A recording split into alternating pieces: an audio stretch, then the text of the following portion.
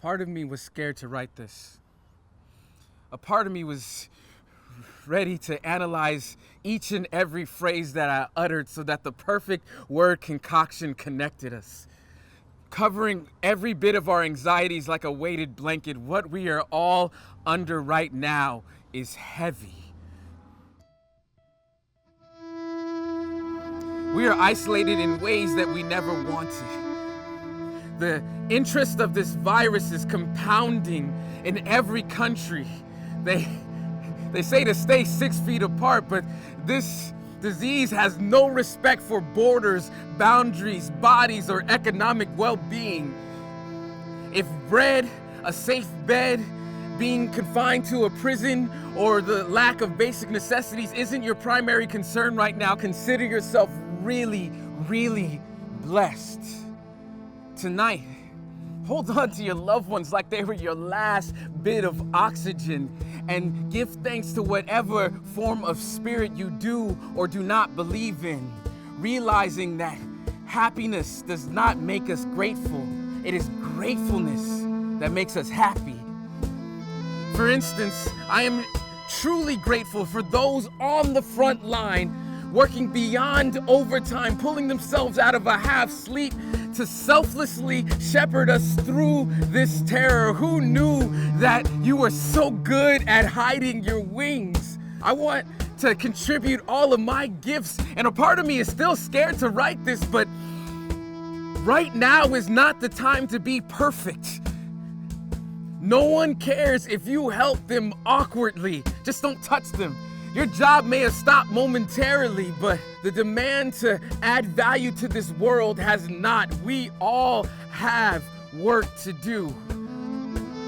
They say if you ask yourself the right question, you will be rewarded with the right answer. Right now, we all have the same concern. How are we gonna get through this?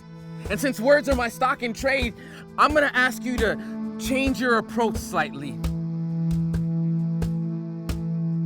Instead, ask, what can I do to get us through this?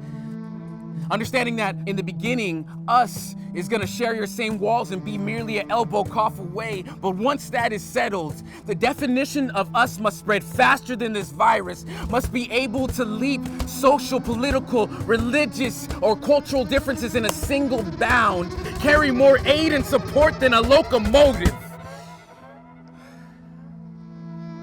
In this immensely scary time in our world, our definition of us cannot afford to believe in the word them anymore.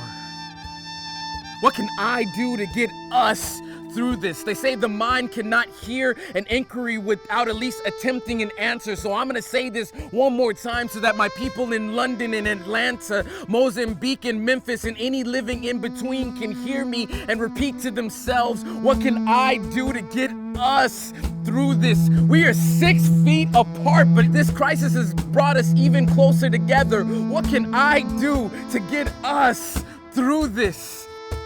Trees gift breath. The sun and the wind gift energy. Nature does not give life without also giving gifts.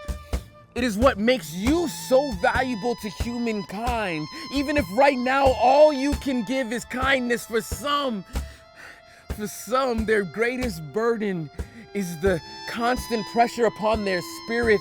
You may be one phone call, one grocery run, one corny dad joke away from relieving some of it.